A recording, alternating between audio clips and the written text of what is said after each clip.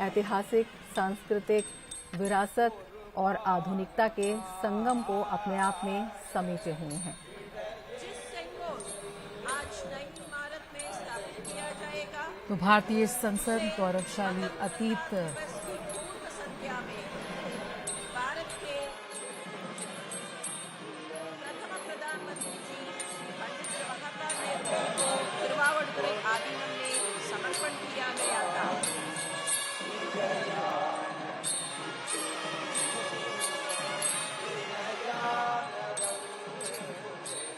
वही राजगढ़, वही सेंगोर संसद के नए भवन में अभी माननीय प्रधानमंत्री जी ने स्थापित करेंगे।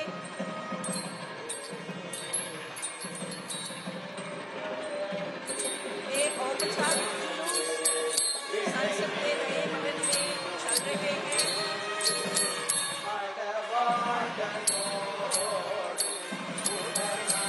पवित्र सेंगोर देखकर माननीय प्रधानमंत्री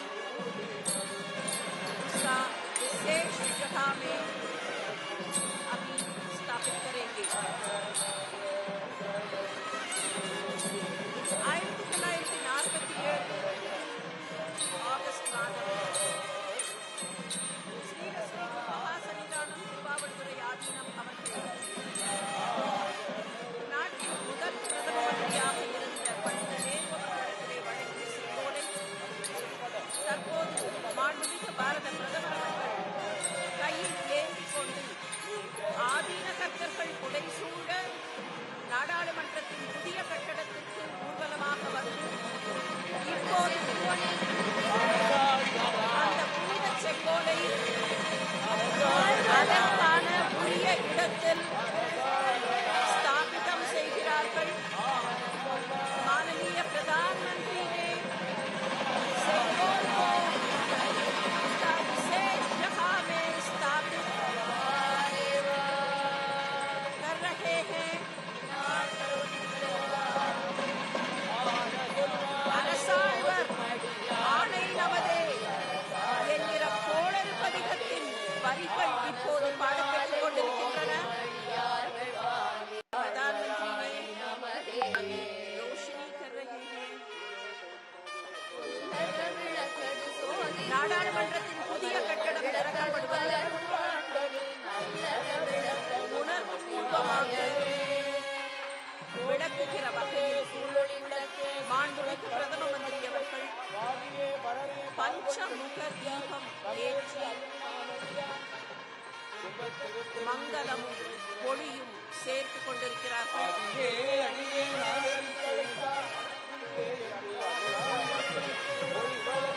மாண்புமிகு நாடாளுமன்ற சபாநாயகர் அவர்கள்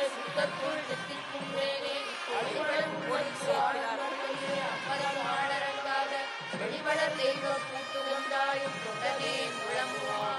माननीय प्रधानमंत्री जी अभी सेंगोर மலர்கள் சடைகளால் அரசாழ்வர் ஆணை நமதே அந்த மந்திர வரிகளுக்கு செங்கோல் மாண்புமிகு பாரத பிரதமர் அவர்கள் மரியாதை செலுத்துகிறார்கள்।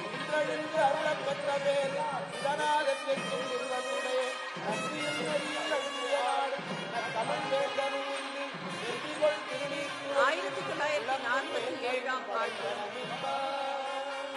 ஆட்சி மாற்றத்தின் அடையாளமாக வழங்கப்பட்ட செங்கோல் தமிழகத்தின் காவிரி கரையிலிருந்து திருவாவடுதுறை ஆதீனத்தின் வாயிலாக வழங்கப்பட்ட அந்த செங்கோல் நாடாளுமன்றத்தில் புதிய கட்டடத்தில் அதற்குரிய இடத்தில் நிலைநிறுத்தப்பட்டிருக்கிறது। ஆதீன கர்த்தர்கள் ஒவ்வொருவரும் தனித்தனியாக வணக்கம் செலுத்திக் கொண்டிருக்கிறார்கள்।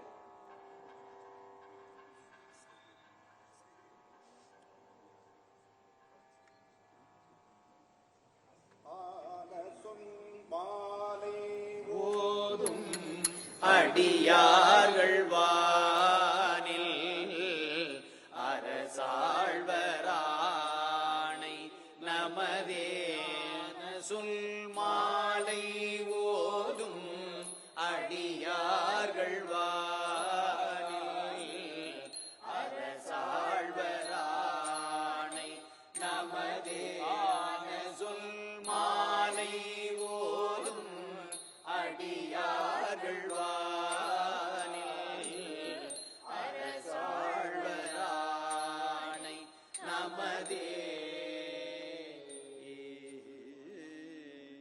திருச்சிற்றம்பலம்.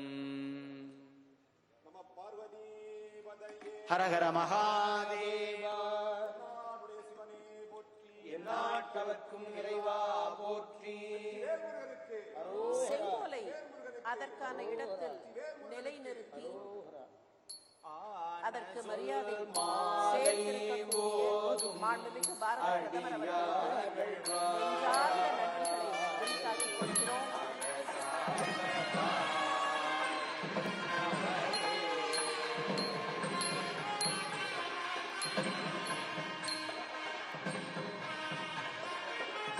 வந்தே மாதரம் நாட்டை போற்றுகிற அந்த பாடல் இசைக்கப்படுகிறது.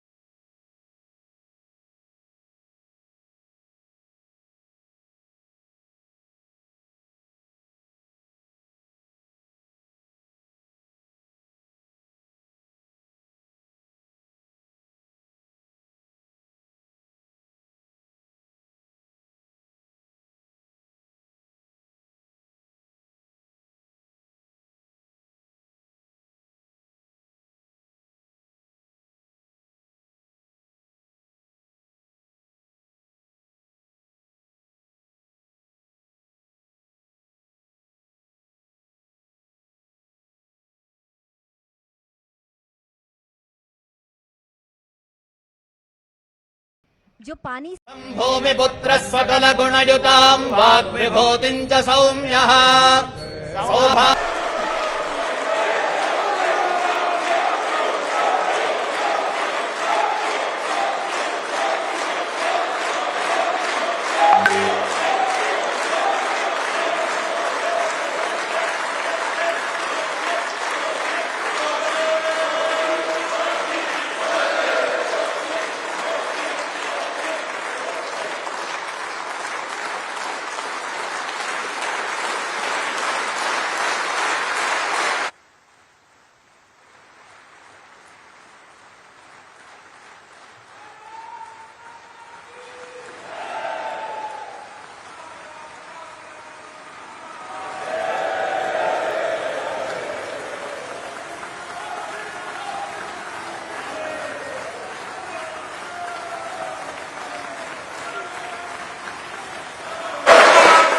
उपस्थित गणमान्य अतिथिगण, मैं महासचिव लोकसभा आप सभी को सादर नमस्कार करता हूं।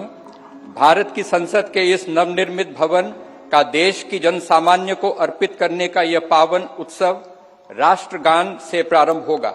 इस सभा में उपस्थित सभी अतिथियों से अनुरोध है कि कृपया राष्ट्रगान हेतु अपने स्थान पर खड़े होकर राष्ट्रगान का सम्मान करें।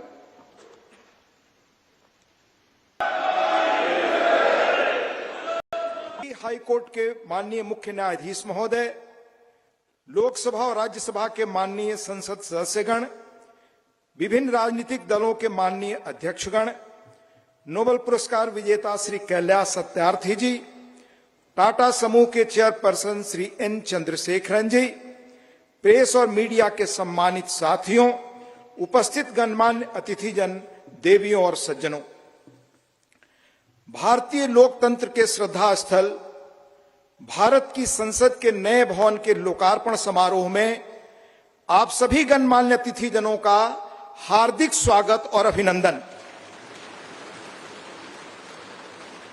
आजाद भारत की अस्मिता और हमारी समृद्ध लोकतांत्रिक विरासत का प्रतीक संसद के इस नए भवन को देश को समर्पित करने के ऐतिहासिक अवसर पर आप सभी का स्वागत करना अत्यंत सम्मान और सौभाग्य की बात है, अविस्मरणीय क्षण है।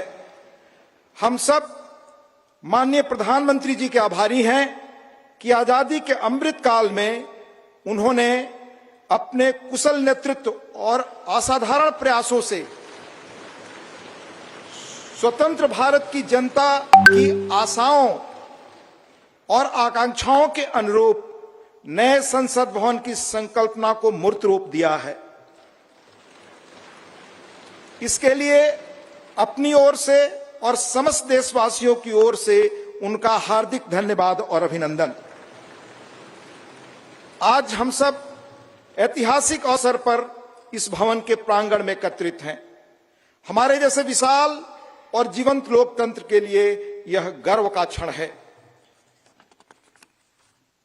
सम्मानित अतिथिगण, हमारा वर्तमान संसद भवन देश की लोकतांत्रिक गतिविधियों का जीवंत केंद्र रहा है, हमारी प्रगति का मार्गदर्शक रहा है।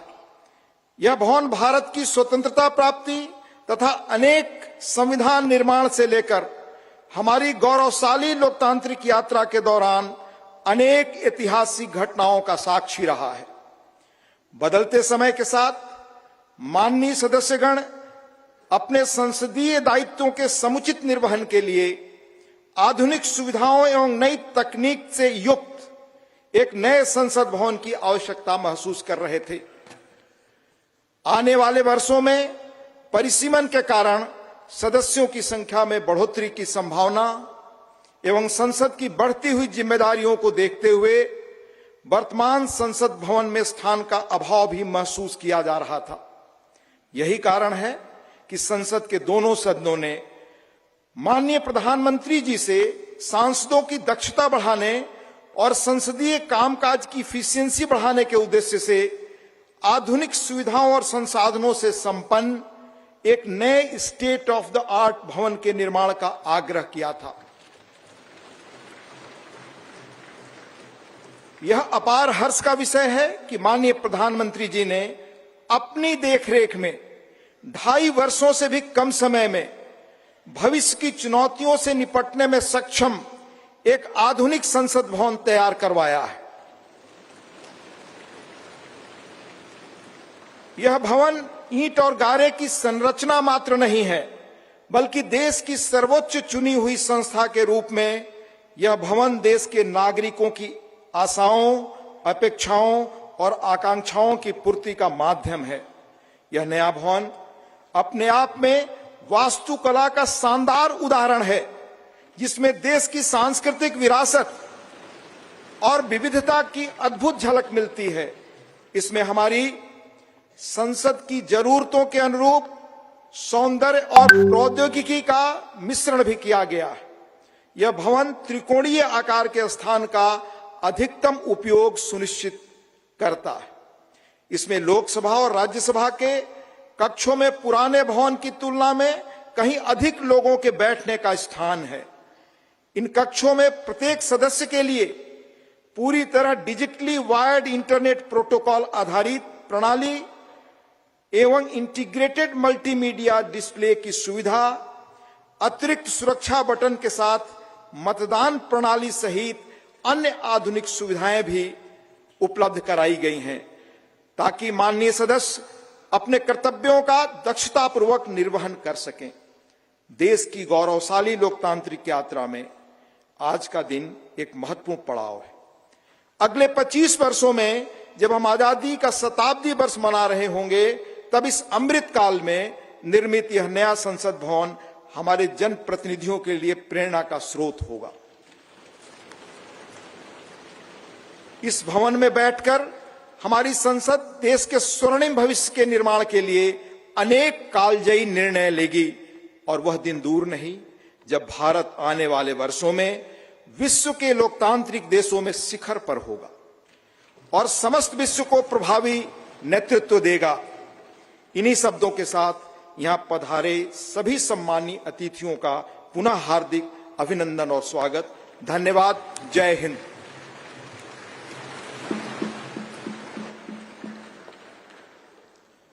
धन्यवाद माननीय उपसभापति महोदय, गणमान्य अतिथिगण, संसद के नवनिर्मित भवन के निर्माण की अभूतपूर्व कीर्ति गाथा एवं इस कक्ष में माननीय प्रधानमंत्री जी द्वारा माननीय अध्यक्ष लोकसभा के आसन की दाहिनी ओर स्थापित ऐतिहासिक और पवित्र सेंगोल के महात्म्य से संबंधित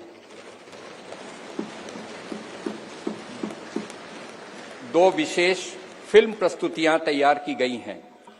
पहली फिल्म का शीर्षक संसद का नवनिर्मित भवन तथा दूसरी फिल्म का शीर्षक सेंगोल है। आइए हम इन फिल्म प्रस्तुतियों को देखते हैं। मैं माननीय प्रधानमंत्री जी से विनम्रता पूर्वक निवेदन करूंगा कि वे इस सभा को अपने विचारों से अनुग्रहित करने की कृपा करें।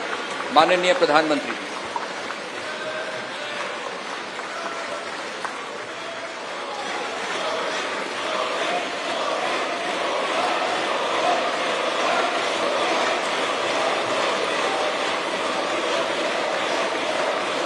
लोकसभा के स्पीकर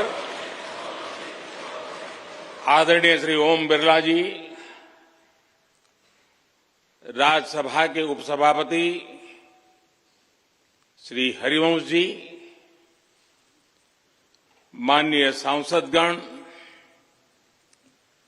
सभी वरिष्ठ जनप्रतिनिधि,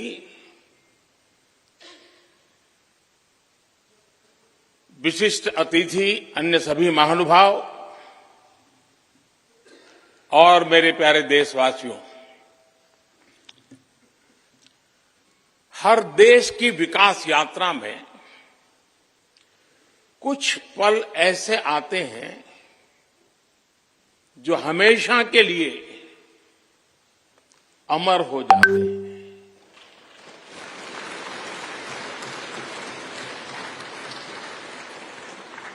कुछ तारीखें समय के ललाट पर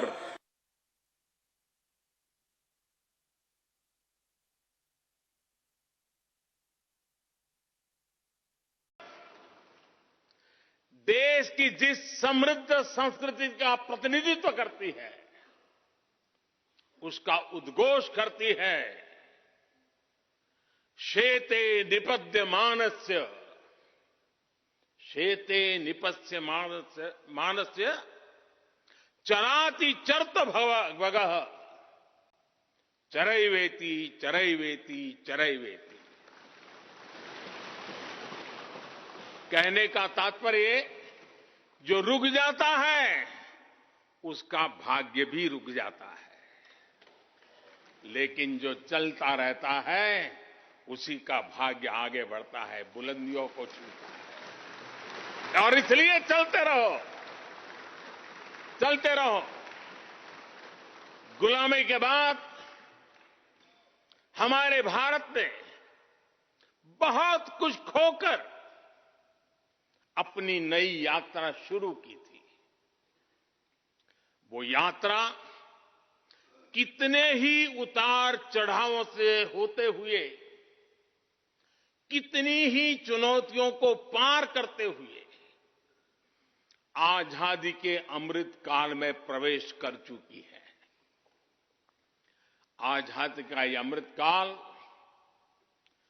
विरासत को सहेजते हुए विकास के नए आयाम गढ़ने का अमृत काल है। आजादी का ये अमृत काल देश को नई दिशा देने का अमृत काल है। आजादी का ये अमृत काल अनंत सपनों को, असंख्य आकांक्षाओं को पूरा करने का अमृत काल है। इस अमृत काल का आह्वान है, इस अमृत काल का आह्वान है मुक्त मातृभूमि को, मुक्त मातृभूमि को नवीन प्राण चाहिए, नवीन पर्व के लिए नवीन प्राण चाहिए। मुक्त गीत हो रहा, मुक्त गीत हो रहा नवीन राग चाहिए, नवीन पर्व के लिए नवीन प्राण चाहिए।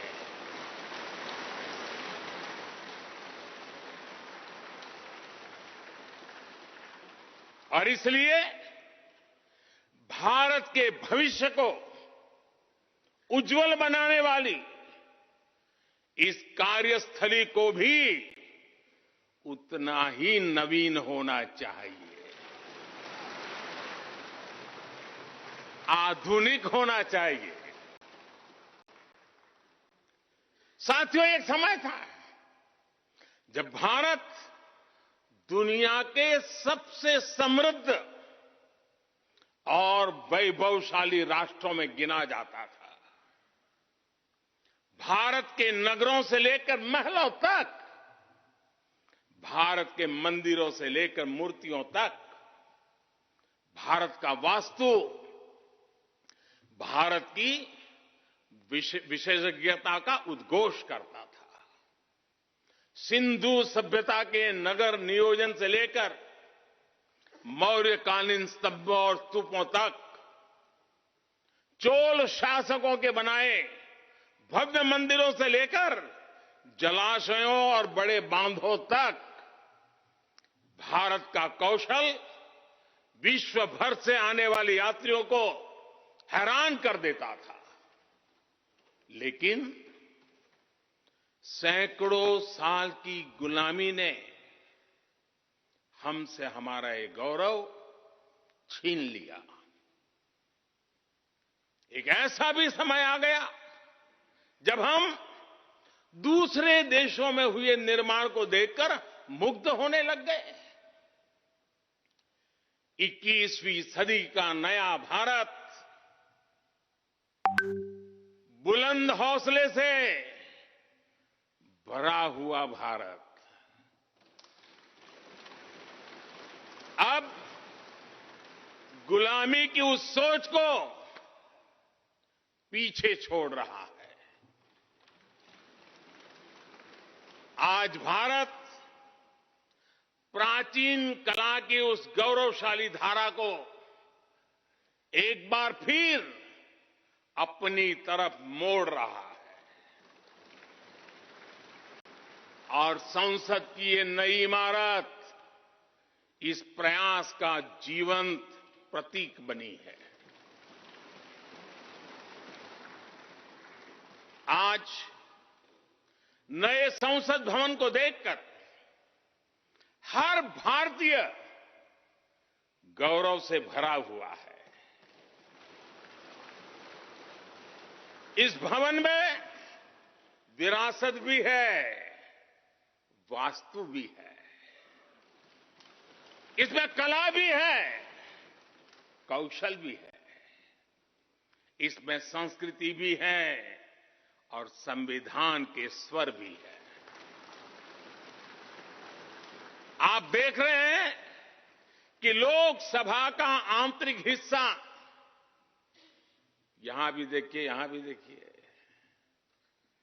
राष्ट्रीय पक्षी मोर पर आधारित है। राज्यसभा का आंतरिक हिस्सा राष्ट्रीय फूल कमल पर आधारित है और संसद के प्रांगण में हमारा राष्ट्रीय वृक्ष बरगद भी है। हमारे देश के अलग अलग हिस्सों की जो विविधता है, इस नए भवन ने उन सबको समाहित किया है। इसमें राजस्थान से लाए गए ग्रेनाइट और बलुआ पत्थर लगाए गए हैं। ये जो लकड़ी का काम आप देख रहे हैं ना, वो महाराष्ट्र से आई है। यूपी में भदोही के कारीगरों ने इसके लिए अपने हाथ से कालीनों को बुना है। एक तरह से इस भवन के कण कण में हमें एक भारत श्रेष्ठ भारत की भावना के दर्शन हो। साथियों, संसद के पुराने भवन में सभी के लिए अपने कार्यों को पूरा करना कितना मुश्किल हो रहा था, ये हम सभी जानते हैं। टेक्नोलॉजी से जुड़ी समस्याएं थी, बैठने की जगह से जुड़ी चुनौती थी। इसलिए ही बीते 1.5-2 दशकों से ये चर्चा लगातार हो रही थी कि देश को एक नए संसद भवन की आवश्यकता है। और हमें ये भी देखना होगा कि आने वाले समय में सीटों की संख्या बढ़ेगी, सांसदों की संख्या बढ़ेगी, वो लोग कहां बैठते हैं? और इसलिए ये समय की मांग थी कि संसद की नई इमारत का निर्माण किया जाए। और मुझे खुशी है कि भव्य इमारत आधुनिक सुविधाओं से पूरी तरह लैस है। आप देख रहे हैं कि इस समय भी इस हॉल में सूरज का प्रकाश सीधे आ रहा है। बिजली कम से कम खर्च हो, हर तरफ लेटेस्ट टेक्नोलॉजी वाले गैजेट्स हों, इन सभी का इसमें पूरा ध्यान रखा गया है। साथियों, आज सुबह ही मैं इस संसद भवन को बनाने वाले श्रमिकों के एक समूह से मिला हूं। इस संसद भवन ने करीब 60,000 श्रमिकों को रोजगार देने का भी काम किया है। उन्होंने इस नई इमारत के लिए अपना पसीना बहाया है। मुझे खुशी है कि इनके श्रम को समर्पित एक डिजिटल गैलरी भी संसद में बनाई गई है और विश्व में शायद ये पहली बार हुआ होगा। संसद के निर्माण में अब उनका योगदान भी अमर हो गया है। साथियों, कोई भी एक्सपर्ट अगर पिछले 9 वर्षों का आकलन करे तो पाएगा कि ये 9 साल भारत में नव निर्माण के रहे हैं, गरीब कल्याण के रहे हैं। आज हमें संसद की नई इमारत के निर्माण का गर्व है, तो मुझे पिछले 9 साल में गरीबों के 4 करोड़ घर बनने का भी संतोष है। आज जब हम इस भव्य इमारत को देखकर अपना सर ऊंचा कर रहे हैं, तो मुझे पिछले 9 साल में बने 11 करोड़ शौचालयों का भी संतोष है, जिन्होंने महिलाओं की गरिमा की रक्षा की, उनका सर ऊंचा कर दिया। आज जब हम इस संसद भवन में सुविधाओं की बात कर रहे हैं, तो मुझे संतोष है कि पिछले 9 साल में हमने गांवों को जोड़ने के लिए 4 लाख किलोमीटर से भी ज्यादा सड़कों का निर्माण किया। आज जब हम इस इको फ्रेंडली इमारत को देखकर खुश हैं, तो मुझे संतोष है कि हमने पानी की एक एक बूंद बचाने के लिए 50,000 से ज्यादा अमृत सरोवरों का निर्माण किया है। आज जब हम इस नए संसद भवन की लोकसभा और राज्यसभा को देखकर उत्सव मना रहे हैं, तो मुझे संतोष है कि हमने देश में 30,000 से ज्यादा नए पंचायत भवन भी बनाए हैं। यानी पंचायत भवन से लेकर संसद भवन तक हमारी निष्ठा एक ही है। हमारी प्रेरणा एक रही। देश का विकास, देश के लोगों का विकास। साथियों, आपको ध्यान होगा 15 अगस्त को लाल किले से मैंने कहा था, यही समय है, सही समय है।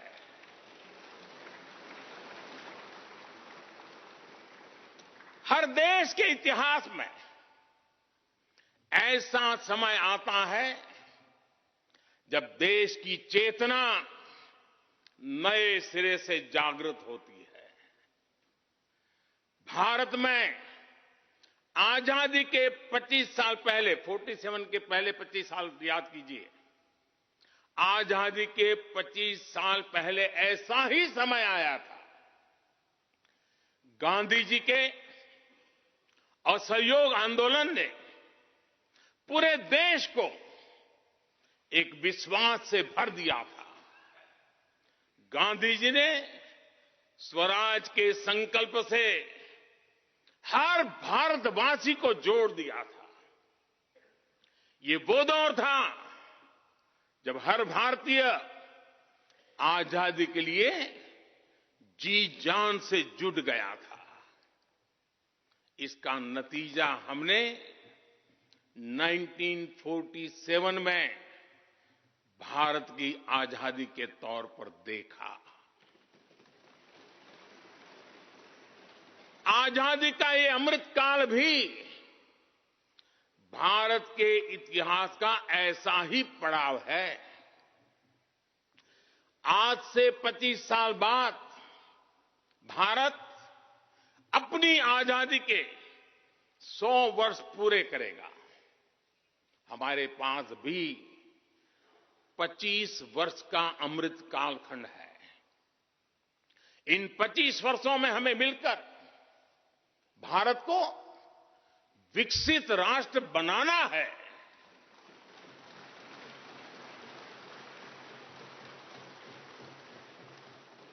लक्ष्य बड़ा है, लक्ष्य कठिन भी है, लेकिन हर देशवासी को आज इसके लिए जी जान से जुटना ही है।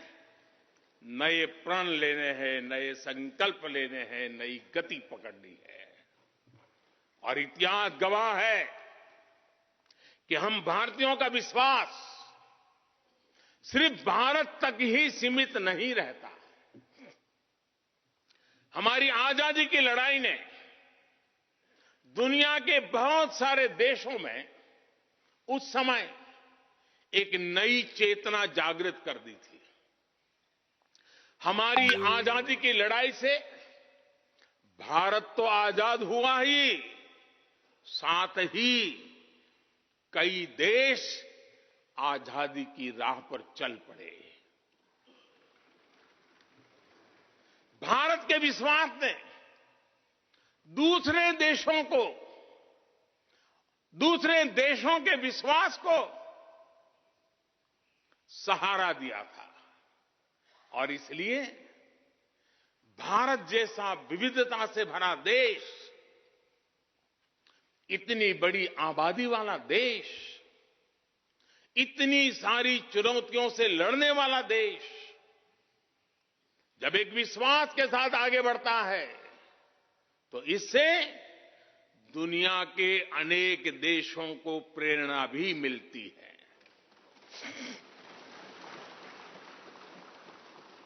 भारत की हर सफलता आने वाले दिनों में दुनिया के अलग अलग भूभाग में अलग अलग देशों की सफलता के रूप में प्रेरणा का कारण बनने वाली है। आज यदि भारत तेजी से गरीबी दूर करता है तो ये कई देशों को गरीबी से बाहर आने की प्रेरणा भी देता है।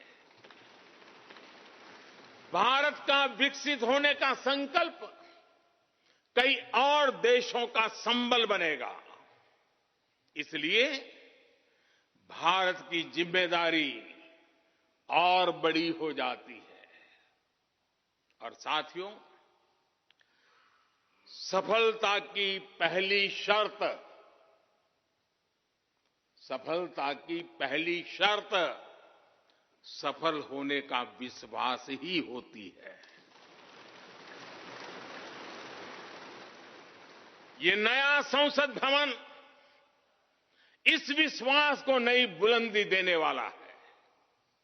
ये विकसित भारत के निर्माण में हम सभी के लिए नई प्रेरणा बनेगा। ये संसद भवन हर भारतीय के कर्तव्य भाव को जागृत करेगा।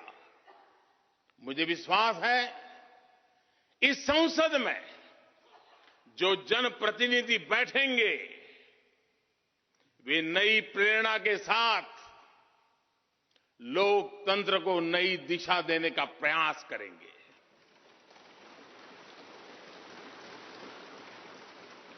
हमें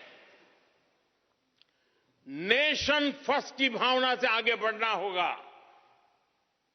इदम राष्ट्राय इदम न मम। हमें कर्तव्य पथ को सर्वोपरि रखना होगा। कर्तव्यमेव कर्तव्यम और कर्तव्यम न कर्तव्यम। हमें अपने व्यवहार से उदाहरण प्रस्तुत करना होगा।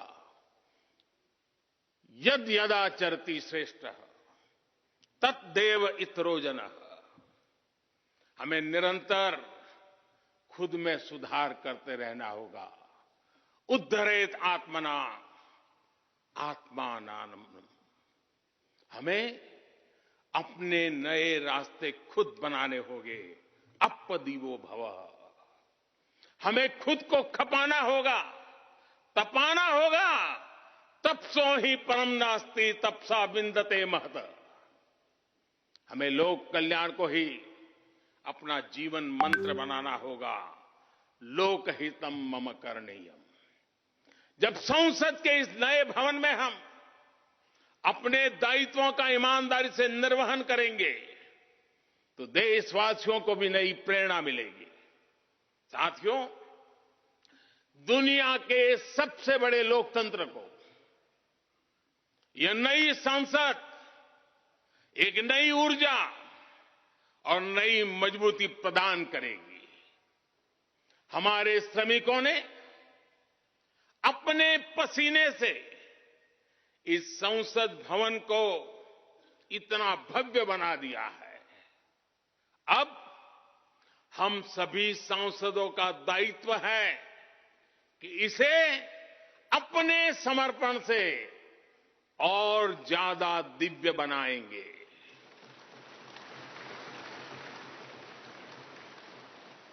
एक राष्ट्र के रूप में हम सभी 140 करोड़ भारतीयों का संकल्प ही इस नई संसद की प्राण प्रतिष्ठा है।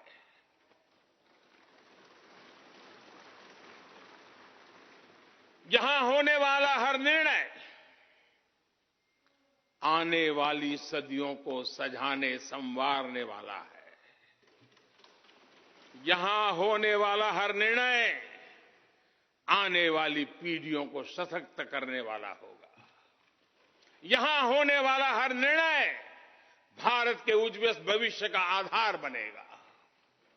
गरीब, दलित, पिछड़ा, आदिवासी, दिव्यांग समाज के हर वंचित परिवार के सशक्तिकरण का, वंचितों को वरीयता का रास्ता यहीं से गुजरता है। इस नए संसद भवन की हर ईंट, हर दीवार, इसका कण कण गरीब के कल्याण के लिए समर्पित है।